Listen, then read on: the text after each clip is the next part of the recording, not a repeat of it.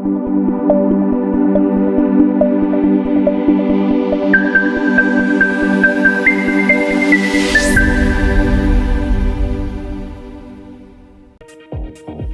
ni Dira ya Dunia kutoka idhaa ya Kiswahili ya BBC. Mimi ni Roncliffe Odit.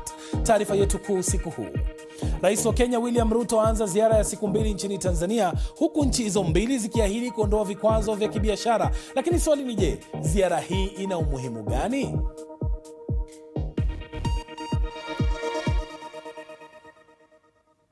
Rais wa Tanzania Samia Suluhu Hassan ametangaza kuondolewa kwa vikwazo vyote vya kibiashara visivyo vya kodi kati ya taifa hilo na Kenya, huku mwenzake wa Kenya William Ruto akisema taifa hilo litaondoa vikwazo vyote kufikia mwishoni mwa mwezi Juni mwaka huu. Haya yamejiri leo wakati ambapo Rais Ruto ameanza ziara yake ya siku 2 nchini Tanzania. Serikali hizo mbili leo zimetia saini mikataba 8 ya maendeleo baina yake, ikigusia sekta mbalimbali ikiwemo nishati, ujenzi wa reli, barabara, kilimo, miongoni mwa masuala mengine. Ziara hii inajiri siku moja tu baada ya Rais wa Rwanda Paul Kagame kutembelea Tanzania kwa siku moja na kujadili masuala tofauti ikiwemo masuala ya kikanda na ya kiusalama. Kwa upande wake, Rais William Ruto amezungumzia sintofahamu kuhusu mpango wa kujenga kiwanda cha kusafisha mafuta mkoani Tanga nchini Tanzania. Tulikubaliana kuondosha vikwazo vyote visivyo vya kikodi ambavyo tukipunguza vinaongezeka, tukipunguza vinaongezeka. Sasa tumewapa watendaji wetu muda mwisho wa mwezi huu wa Mei wawe wamemaliza vikwazo vya kikodi. Nimeambiwa ya kwamba tangazo letu kwamba tujenge refinery pale Tanga imewakera kiasi. Ningejua ningetangaza hiyo refinery ijengwe Mombasa. Because the building of a refinery is a kwa sababu kujengwa kwa kiwanda cha mafuta ni fursa kubwa ya kueneza viwanda kama viwanda vya petroli, vya mbolea na plastiki. Aidha, Rais Ruto ameipongeza Tanzania kwa tume ya maridhiano inayoongozwa na Jaji Mstaafu Mohamed Chande iliyotoa matokeo ya uchunguzi wa ghasia za uchaguzi wa tarehe 29 Oktoba mwaka jana. Ruto ameitaja hatua hiyo kama iliyo muhimu kwa amani katika ukanda wa Afrika Mashariki. Na sasa ili kufahamu zaidi kinachojiri katika ziara hiyo na umuhimu wake, tuungane mubashara na mwandishi wa BBC Alfred Lastek kutoka Dar es Salaam. Lastek amekuwa akifuatilia ziara hii tangu mchana. Ni mambo gani makuu ambayo yamejitokeza katika siku hii ya kwanza ya ziara ya Rais Ruto Tanzania? Roncliffe, mazungumzo yalifanyika majira ya mchana na viongozi hawa wawili waliweza kufanya mazungumzo ya faragha na baadaye ukashuhudiwa utiwaji saini wa ushirikiano katika mikataba 8 ikiwemo ya usimamizi wa reli, barabara, mpango wa mradi wa bomba la mafuta, lakini pia mpango pia wa gesi asilia kutoka Dar es Salaam kwenda Mombasa ambayo itatumika kwenye viwanda, lakini pia walizungumzia masuala ya kilimo pamoja na pia jinsi gani wanaweza kupunguza vikwazo vya kibiashara ili kuweza kunufaisha mataifa yote mawili. Kumbuke kwamba Tanzania na Kenya wamekuwa wakifanya biashara kwa muda mrefu na ndio mataifa ambayo yanafanya biashara kubwa zaidi kwenye Jumuiya ya Afrika Mashariki, wakiwa na biashara kwa mwaka ambayo ina thamani ya takribani milioni 860 dola za Kimarekani. Kwa hiyo ni mataifa ambayo wanasema kwamba yanategemeana kwa njia moja au nyingine katika maendeleo yake. Na swala la vikwazo limezungumziwa na ahadi zimetolewa. Mtu anajiuliza, hivi ni vikwazo vya aina gani Lastek, na vimekuwa na athari gani hapo awali? Mara nyingi kumekuwa na vikwazo vya kikodi na vimekuwa katika awamu tofauti ya uongozi wa mataifa haya mawili, lakini vikwazo hivyo vimekuwa vikitatuliwa hapa na pale, na mpaka sasa wanasema vikwazo vimepungua vile ambavyo si vya kikodi, na vilivyobaki ambavyo pengine wanasema kwamba wataendelea kuvifanyia kazi ni vile vya kikodi katika mipaka ya mataifa haya mawili. Kama unavyofahamu Roncliffe, katika Jumuiya ya Afrika Mashariki, Tanzania na Kenya ina mipaka takriban 5 ambayo ni rasmi, ambayo yote ni lango la biashara na kutanisha wafanyabiashara wa Tanzania na Kenya, na biashara zinafanyika katika mataifa haya mawili. Naam, kesho Rais Ruto anatazamiwa kuhutubia kikao cha bunge jijini Dodoma. Kikao hiki kitakuwa na umuhimu gani, Lastek? Kwanza ni masuala ya kidiplomasia. Wanaendelea kuwa na mashirikiano kati ya Tanzania na Kenya, lakini kuna diplomasia ya uchumi inaingia pakati, ambapo ndo tunasikia kwamba kuna miradi ambayo Tanzania itafanya kwa kushirikiana na Kenya na nchi rafiki za Jumuiya ya Afrika Mashariki. Hii yote ni masuala ya biashara, lakini pia kuna swala ambalo pengine litazungumziwa kuhusiana na maisha ya kawaida kati ya Kenya na Tanzania. Kama unafahamu, pia Kenya na Tanzania kuna jamii zinahusiana, kuna jamii ambazo ziko upande mmoja na ziko upande mwingine. Kwa hiyo ni mkutano wa kidugu ambao unaenda kufumbua mambo mengi, lakini pia unaenda kuelezea kuhusiana na fursa mbalimbali. Na kama unavyojua kwamba bunge kule kuna wakilishi wa majimbo mbalimbali kwa upande wa Tanzania, na pia Rais Ruto ameambatana na baadhi ya wabunge kutoka Kenya kwenye yale majimbo ambayo yako mipakani. Kwa hiyo kuna mambo mengi ambayo yanatazamiwa, zaidi ni diplomasia ya uchumi. Shukran sana Alfred Lastek kwa tathmini hiyo. Akina mahojiano hayo yanatukamilishia taarifa yetu kuu usiku huu.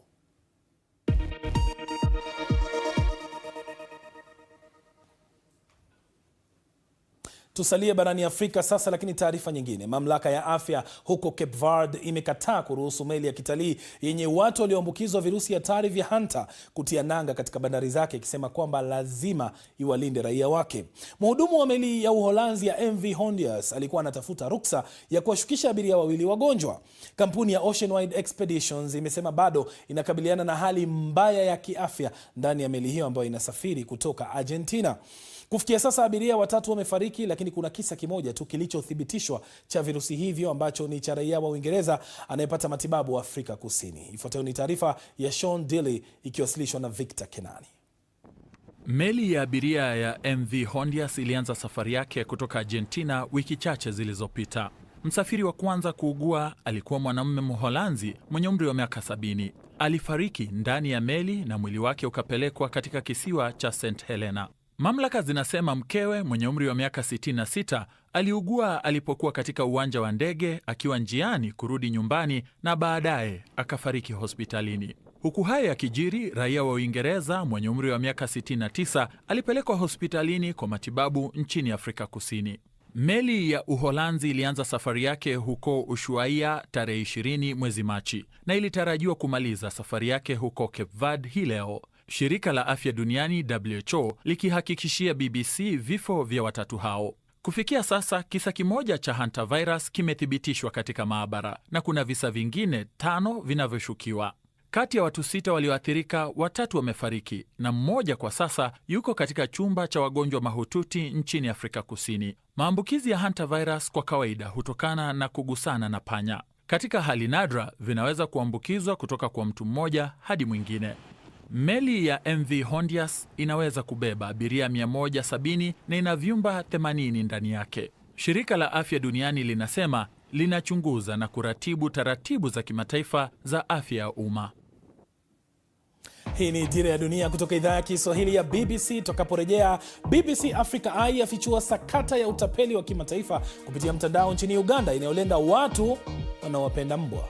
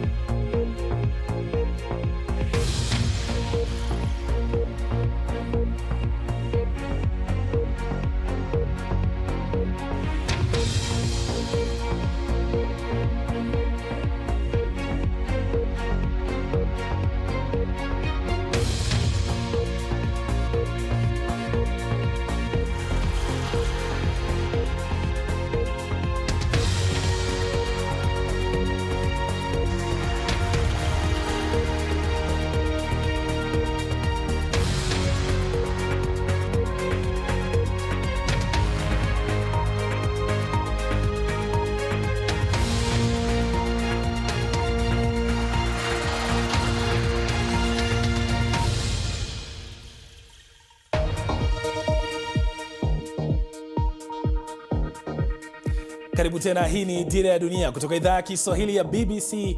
Mimi ni Roncliffe Odit. Jeshi la Marekani limesema kwamba meli zake za kivita zimepita katika mlango bahari wa Hormuz katika operesheni ya kumaliza mpango wa Iran kuifunga njia hiyo ya bahari. Marekani aidha imekanusha madai kwamba moja ya meli zake za kivita ililazimika kurejea ilikotoka na kuongeza kwamba meli zake 2 za kibiashara zimepita salama katika njia hiyo ya baharini. Lakini Iran imesema huo ni uongo mtupu. Wakati huo huo, mamlaka za Umoja wa Falme za Kiarabu UAE zinasema kwamba Iran imerusha makombora 4 ndani ya himaya ya taifa hilo. Wizara ya Ulinzi imesema kwamba ilidungua makombora 3 huku kombora la 4 likianguka baharini. Mamlaka nchini humo pia zimeripoti kwamba moto umetokea katika kiwanda cha kusafisha mafuta cha Fujairah kutokana na shambulizi la ndege isiyokuwa na rubani kutoka Iran. Omani pia imeripoti kwamba jumba la makazi ya watu limelengwa na watu 2 wamejeruhiwa. Korea Kusini nayo imesema kwamba meli yake ambayo ilikuwa imetia nanga katika mlango bahari wa Hormuz karibu tu na UAE imeshambuliwa.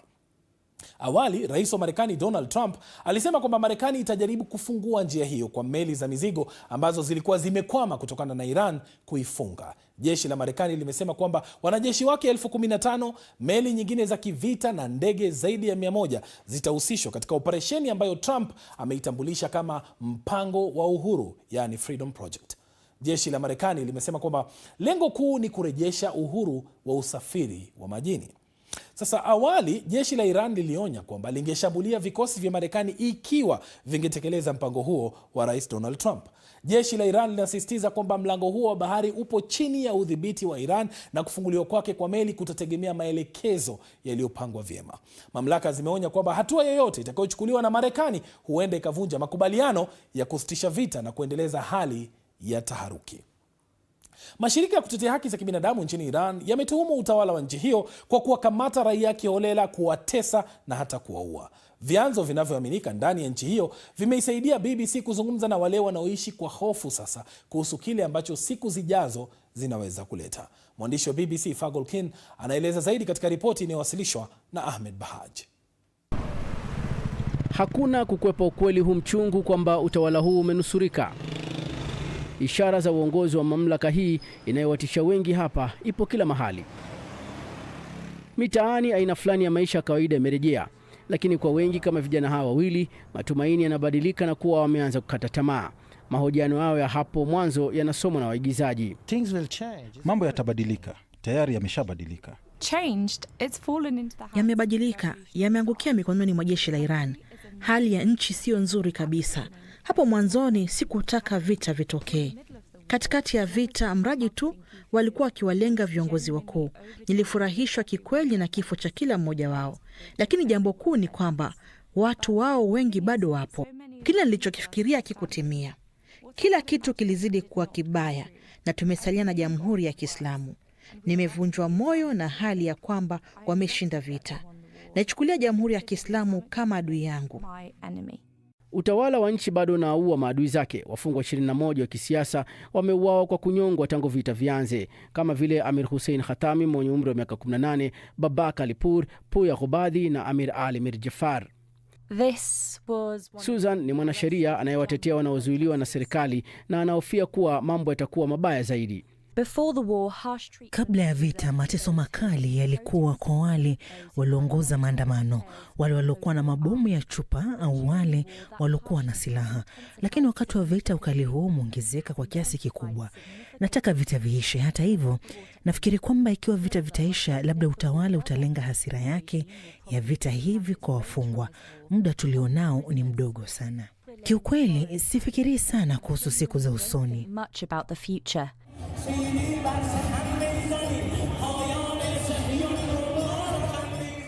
Utawala unaonyesha kila dalili ya kujiamini ukishinda, huku Marekani ikikumbwa na mkanganyiko wa jinsi ya kumaliza vita.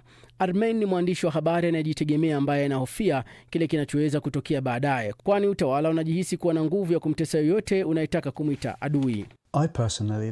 Mimi hukaa macho nikijiuliza nini kitatokea baadaye, na kutokuwa na uhakika huko kunaleta wasiwasi mkubwa. Zamani huenda tungeshtakiwa kwa kosa la kisiasa, lakini katika hali ya sasa ya vita, tukiripoti kuhusu vita tunaweza kushtakiwa kwa ujasusi. Zamani tulikuwa tukijaribu kuelewa ni watu wangapi wameumia au maandamano yangekuwa na athari gani hatimaye, lakini sasa mambo ni tofauti. Sasa tunajikita katika kusalia hai sisi wenyewe na familia zetu. Hapa ni ukumbusho tu wa jinsi tunakabiliwa na hali halisi ya hatari. Ibada ya wafu ya kijana aliyeuawa katika maandamano ya awali dhidi ya utawala.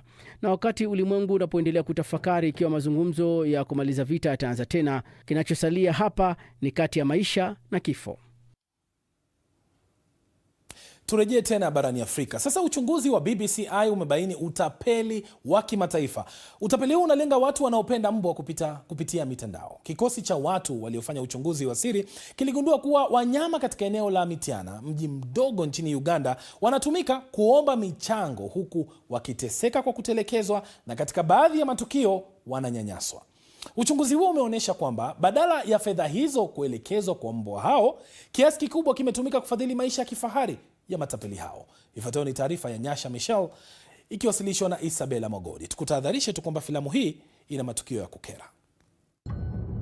Hizi ni aina za video ambazo mamilioni ya watu hufuatilia kila siku. Mbwa walio katika hali ya dhiki, maelezo ya kusihi na wito wa msaada wa haraka. Lakini nyuma ya baadhi ya machapisho haya kuna ukweli wa kutisha. Baada ya kupitia mamia kurasa za kuchangisha fedha kwa ajili ya makazi ya mbwa na kuzungumza na wanaharakati wa wanyama mtandaoni, BBC iligundua kuwa mji huu, Mityana nchini Uganda, unahusika pakubwa na ulaghai wa kimataifa. Hata wakazi wa eneo hilo huwaita matapeli hao psychers. Kuna nafasi chache sana za ajira hapa Mityana. Hivyo baadhi ya vijana wanaojiunga na utapeli wanahisi unaweza kuwa tajiri ukiwa bado kijana. Psychers ni miongoni mwa watu wanaoheshimiwa zaidi hapa Mityana. Ili kuelewa jinsi utapeli huu unavyotekelezwa, BBC Africa Eye ilituma timu ya upelelezi iliyojifanya kuwa watayarishaji wa maudhui wanaotaka kuanza kazi hiyo, na wakatambulishwa kwa Charles.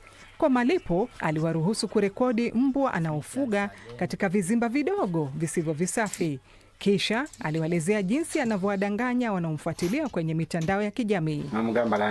Unawaambia wazungu kwamba unafukuzwa nyumbani na mwenye nyumba amekupa notice ya mwezi mmoja kuondoka. Kisha wanaanza kufanya kampeni ya kukuchangishia fedha kupitia GoFundMe ili upate ardhi. Na mara tu unapoipata, basi unazitumia zile pesa kununua gari ama hata kujenga nyumba. Alidai pia kwamba baadhi ya matapeli walidanganya kuumwa na kughushi stakabadhi za matibabu. Unachomeka sindano kwenye manyoya ya mbwa ili kumdanganya mfadhili kwamba unamtibu mbwa na unamuonyesha dawa. Lakini kwa kweli umeichoma tu kwenye manyoya. Tunafanya hivyo kila mara. Polisi wa Mityana walisema kuwa hapo awali walikuwa wamewahi kuchunguza visa vya ukatili dhidi ya wanyama katika makazi ya mbwa na kuwakamata watuhumiwa. Hi ladies. What's the plan of attack for the coming week? Kuna mtandao wa kimataifa wa watu wanaojitolea unaoitwa We Won't Be Scammed, unaopigania haki, unaoongozwa na mwanaharakati Mwingereza Nicola Baird, ambaye naye ni mchangiaji wa zamani. Wanafichua mitandao ya ulaghai na kufanya uokoaji wa siri, lakini mbinu zao zimezua mjadala miongoni mwa wanaharakati wengine wa wanyama. Nicola anaeleza kwamba hufuata kwa karibu makazi ya wanyama na matapeli wanapokuwa wameondoka huwachukua mbwa. Hatutadanganywa, ingekuwa ni kuangalia hifadhi na kuwaiba kutoka kwa matapeli. Mbwa mmoja anayejulikana kama Raset alitumika kama ishara ya mpango huo utapeli. Majeraha yake yalionekana katika akaunti nyingi za kuchangisha fedha. Raset hatimaye alipelekwa katika kliniki ya wanyama. Nilifanya tathmini. Uwezekano wa hili kuwa ajali ni mdogo kwa sababu ukiangalia mifupa hii yote imevunjika katika maeneo yanayofanana karibu kabisa. Ikiwa unakusudia kuvunja mfupa, hiyo ndiyo nafasi unayoweza kulenga kwa sababu ndiyo sehemu dhaifu zaidi. Alifanyiwa upasuaji, lakini siku chache baada ya operesheni Rasset alifariki. Alikuwa na maisha mazuri mbele yake. Hata kulikuwa na mtu aliyekuwa tayari kumlea kwa muda. Mbwa hawa ambao hawana mtu wa kuwatetea, wanyama wasio na sauti huko nje, wanahitaji mtu wa kuwatetea. Mbwa wanapitia shida sana. Hii ni Dira ya Dunia kutoka idhaa ya Kiswahili ya BBC. Tutakaporejea tunazungumza na mwalimu John Magoda kutoka Tanzania kuhusu njia bora ya kumlea vyema mtoto wa kiume katika jamii.